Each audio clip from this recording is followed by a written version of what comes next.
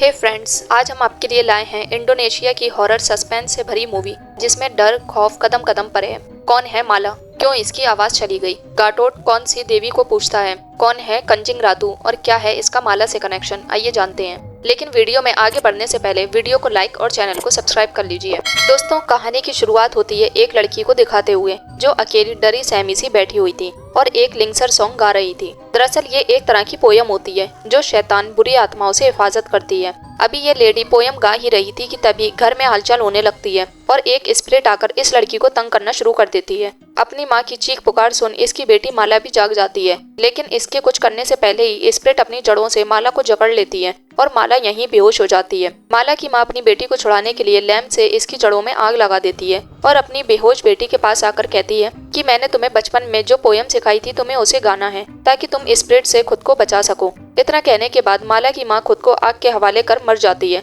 और स्पिरिट अपनी एक शाखा माला की मुंह में डाल देती है जिससे वो कुछ कह न सके। अगली सुबह जब माला को होश आता है तो ये एक हॉस्पिटल में होती है और इसकी देखभाल इसके अंकल आंट कर रहे होते हैं क्योंकि अब सिर्फ इसके करीबी यही बचे थे। डॉक्टर इन्हें इन्फॉर्म करते हैं कि माला के गले में हुए इन्फेक्शन की वजह से वो अभी बोल नहीं पाएगी, पर हाँ जल्दी बोलने लगेगी। माला की आंट जिनका नाम अमांडा था ये माला से कहती हैं कि अब तुम हमारे साथ रहोगी और फिर ये सब लोग कार से अपने घर की तरफ रवाना हो जाते हैं और रास्ते में अमांडा का बेटा जो कि बहुत शरारती था ये माला को बोर्ड और चौक देता है और कहता है कि जब तक तुम्हारी आवाज नहीं आ जाती तुम हमसे लिखकर बात कर सकती हो। थोड़ी देर बाद ये लोग घर पहुंच जाते हैं और अमांडा माला को अपनी मेड रहमा से इंट्रोड्यूस करवाती है और फिर माला को उसका रूम दिखाने के लिए ले जाती है और सब कुछ ठीक होने का भरोसा दिलाती है। साथ ही पहनने के लिए अपनी बेटी देसी के कुछ कपड़े भी देती है। माला आंट को बोर्ड पर लिखकर थैंक्स बोलती है। इसके बाद हम माला के अंकल गटोट को देखते हैं जो अपनी पहली वाइफ की फोटोज देख रहे थे जिसमें इसकी वाइफ प्रेग्नेंट थी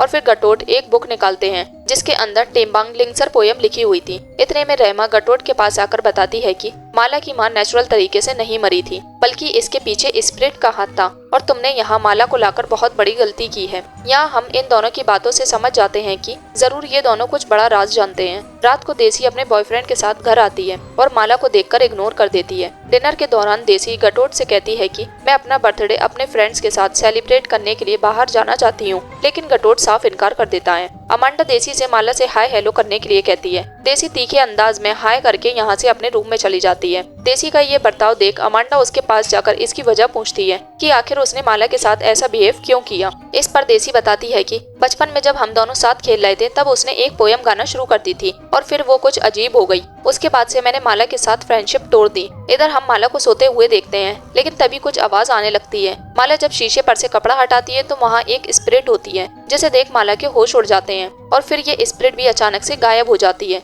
और जैसे ही माला पीछे मुड़ती है तो स्पिरिट उसके सामने खड़ी होती है जिसके मुंह से ब्लड निकल रहा था। ये स्पिरिट माला से कहती है कि मैं तुम्हारे लिए आ रही हूँ, अगर तुम्हें अपनी जान बचानी है तो तुम्हें लिंगसर सॉन्ग गाना होगा। इतने में अमांडा भी यहाँ आ जाती है और माला को घबराता हुआ देख इसकी वजह पूछती है, पर अफसोस माला ना बोल पाने की वजह से कुछ नहीं कह पाती और फिर अमांडा के साथ उसके बेटे के कमरे में चली जाती है और अमांडा के कहने पर यहीं सो जाती है। देर रात जब अमांडा कुछ काम कर रही होती है तो इसे किसी औरत की आवाज सुनाई देती है जो गाना गा रही थी। अमांडा आवाज को फॉलो करते हुए स्टोर रूम के पास पहुंच जाती है, लेकिन तभी आवाज आना भी बंद हो जाती है। दूसरी तरफ हम गटोट को देखते हैं जो अपनी वाइफ की बुक पढ़ने के बाद सो जाता है, लेकिन जब ये जागता है तो वीरान डरावने से जंगल में होता है। गटोट यहाँ से निकलने की कोशिश करता है और इसी बीच इसके घुटने में चोट लग जाती है। आगे बढ़ने पर गटोट को एक रोती हुई औरत नजर आती है और ये वही स्पिरिट थी जो माला के पास आई थी। ये देख गटोट की आंख खुल जाती है, यानी ये एक सपना था, लेकिन इसे हकीकत में घुटने में दर्द महसूस होता है। इधर माला को भी सपने में जंगल दिखाई देता है जहाँ वो एक औरत के पास जाती है और इससे जाकर पूछती है कि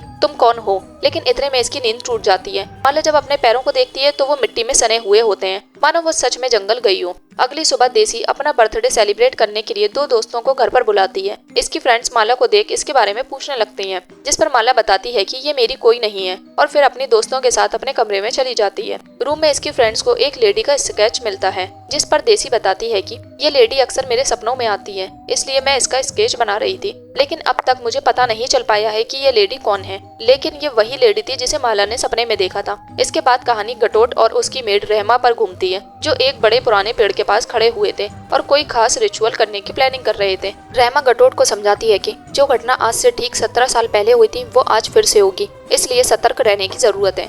किसी को भी घर से बाहर नहीं जाने दिया जाए। रात में जब माला अपने कमरे में होती है तो फिर से स्पिरिट आकर इसे हॉन्ट करती है और कहती है कि लिंक्सर पोयम गाना मत भूलना। दूसरी तरफ गटोट आज रात को लेकर काफी परेशान होता है। अमांडा इसके पास आकर इसकी परेशानी की वजह पूछती है, जिस पर गटोट कहता है कि मैंने तुमसे एक बहुत बड़ा राज छुपा कर रखा था, लेकिन आज मैं तुम्हें सब बताऊंगा। इधर हम माला और अमांडा के बेटे को देखते हैं, जो घर के ठीक सामने पेड़ को देख रहे थे, लेकिन अमांडा का बेटा इसे बताता है कि वहाँ जाने की परमिशन किसी को नहीं है, इसलिए वो उसके पास कभी न जाए। गटोत अमांडा को घर में बने एक देवी के मंदिर में लेकर जाता है, जहाँ देवी को देख अमांडा काफी सहम जाती है। गटोत बताता है कि मैं सालों से इस देवी की पूजा करता आया, लेकिन अमांडा को इस सब की खबर नहीं थी। गटोत कहता है कि तुम यहाँ से बाहर चलो, क्योंकि यहाँ हम बात नहीं कर सकते हैं। गटोत अमांडा को लेकर घर से दूर चला जाता है। इधर रहमा माला के पास आकर उससे पूछती है कि तुम्हारा गला अब कैसा है। इस पर माला बोर्ड पर लिखकर कहती है कि मेरे गले में अब भी दर्द हो रहा है। रास्ते में अमांडा गटोत से कहती है कि अब मुझे समझ आया कि हमारे घर में अजीब आवाजें क्यों आती हैं,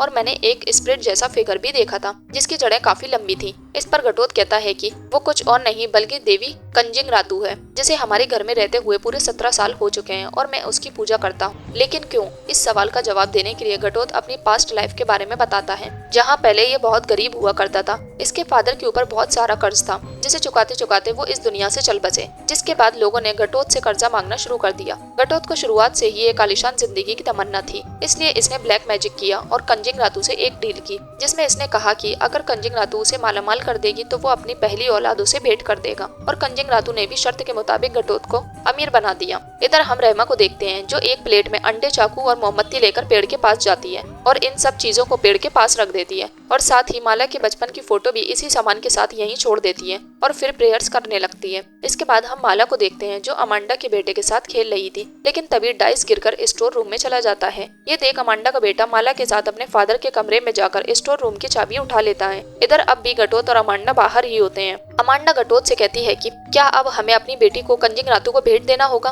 गटोत अमांडा को समझाता है कि मेरी बेटी देसी नहीं बल्कि माला है, और कंजिंगरातु उसे ही आज रात लेकर जाएगी। ये सुन अमांडा हैरान रह जाती है। गटोत बताता है कि मेरी पहली बीवी ने 2 ट्विंस बेटियों को जन्म दिया था, जिनमें माला सबसे बड़ी है, लेकिन गटोत माला को खोना नहीं चाहता था, इसलिए इसने माला को अपनी बहन को सौंप दिया। लेकिन आज कंजिंगरातु वापस माला को लेने आई है, क्योंकि आज माला 18 साल की हो जाएगी। यहाँ गटोत एक और खुलासा करता है कि रहमा उनकी नौकरानी नहीं है, बल्कि वो एक शमन है जो इनकी स्पिरिट से सुरक्षा करती है। ये सब सुन अमांडा को गटोत पर बहुत गुस्सा आता है। इधर अमांडा का बेटा माला को लेकर स्टोर रूम में डाइस उठाने चला जाता है, लेकिन तभी इसके सामने स्पिरिट आकर इससे मदद मांगती है और इसे एक नोट देकर गायब हो जाती है। देर रात गटोत अमांडा जब घर आ रहे होते हैं तो ये वापस से उसी जगह पर आ जाते हैं जहाँ पहले थे। दरअसल ये सब कंजिंगरातु का जाल था, जो नहीं चाहती थी कि ये दोनों घर पहुंचे। घर पर देसी की फ्रेंड्स कंजिंगरातु के मंदिर में पहुंचकर वहाँ का मजाक बनाने लगती हैं, और तभी पर्दे के पीछे से एक डरावना हाथ निकलता है, जिसे देख दोनों चीखती चिल्लाती हुई घर से जाने लगती हैं। देसी इन्हें रोकने की कोशिश करती है, पर ये दोनों अपने घर रवाना हो जाती हैं। इसी बीच हम रहमा को देखते हैं, जो पेड़ के पास बैठकर अपनी उंगली पर कट लगाकर खून निकालती है और तंत्र मंत्र पढ़ना शुरू कर देती है। पर तभी कंजिंगरातु अपनी जड़ों से रहमा को पकड़ लेती है। घर पर देसी का बॉयफ्रेंड चुपके से उसे बर्थडे विश करने आ जाता है, जबकि देसी की जो दोस्त थी वो जंगल से जा रही होती हैं कि इतने में इनके सामने रहमा पोसेस्ड हालत में आ जाती है। रहमा हाथ में चाकू लिए इन दोनों की तरफ बढ़ती है, जिसे देख दोनों डरकर भागने लगती हैं और रहमा भी इनके पीछे पीछे भागती है। इधर देसी जब गटोट के कमरे में जाती है तो इसे अपनी माँ की एल्बम नजर आती है, और जब ये फोटोज देखती है तो समझ जाती है कि जो लेडी उसके सपनों में आती है वो कोई और नहीं बल्कि गटोत की पहली वाइफ है, जो इसे इसलिए हॉन्ट करती है ताकि वो लिंक्सर सॉन्ग गाकर खुद की हिफाजत कर सके। इधर देसी की दोस्त भागते भागते अलग हो जाती है और इनमें से एक रहमा का शिकार बन जाती है, और फिर ये पुराने घर की तरफ बढ़ती है जहाँ दूसरी दोस्त छुपी हुई थी। रहमा इसे भी पकड़ लेती है और फिर इसके पीछे कंजिंगरातु का हाथ दिखाई देता है। ये लड़की भी स्पिरिट के हाथों मारी जाती है। घर पर देसी के बॉयफ्रेंड को किचन से कुछ अजीब आवाज सुनाई देती है। ये जब किचन में जाकर देखता है तो वहाँ रहमा खड़ी होती है, जो कि इंसान का मीट काट रही थी। इससे पहले कि ये भाग पाता, रहमा इसकी आंख में चाकू घुसाकर इसे भी मौत की नींद सुला देती है, और फिर कंजिंगरातु माला के पास आकर उसे एक विजन दिखाती है, जिसमें माला को पता चलता है कि ये स्पिरिट असल में उसी की माँ है। जब माला का जन्म हुआ और गटोत ने माला को गोदी में उठाया तो इसे एहसास हुआ कि उसे अपनी बेटी को बलि नहीं चढ़ाना चाहिए, लेकिन रहमा ने उसे माला को देने के लिए कहा और कंजिंगरातु भी यहाँ आ गई, लेकिन गटोत ने इसे न देने का फैसला किया। इतने में ही माला की माँ ने दूसरी बेटी यानी देसी को जन्म दिया, और फिर अपनी बेटी माला को बचाने के लिए खुद को कंजिंग रातू को भेंट चढ़ा दिया। कंजिंग रातू ने इसे बेरहमी से मार दिया और इसकी आत्मा को अपने साथ ले गई। लेकिन जाने से पहले इसने घटोत से कहा कि मैं 18 साल बाद माला को दोबारा लेने आऊंगी। ये सब जानने के बाद माला को पता चल जाता है कि घटोत उसके अंकल नहीं बल्कि उसके फादर हैं और स्पिरिट उसकी माँ है जो उसे खतरे से बचाने की कोशिश कर रही है ताकि कंजिंग रातू से अपनी बेटी को बचा सके। इधर घटोत और अमांडा अब भी उसी जंगल में फंसे होते हैं और इन्हें अपने सामने कंजिंग रातू खड़ी नजर आती है जो काफी गुस्से में थी। घर पर माला देसी को बताती है कि हम दोनों जुड़वा बहने हैं और अगर जल्दी यहाँ से नहीं निकले तो दोनों मारे जाएंगे। लेकिन देसी इसकी किसी भी बात पर यकीन नहीं करती और फिर अचानक से गायब हो जाती है।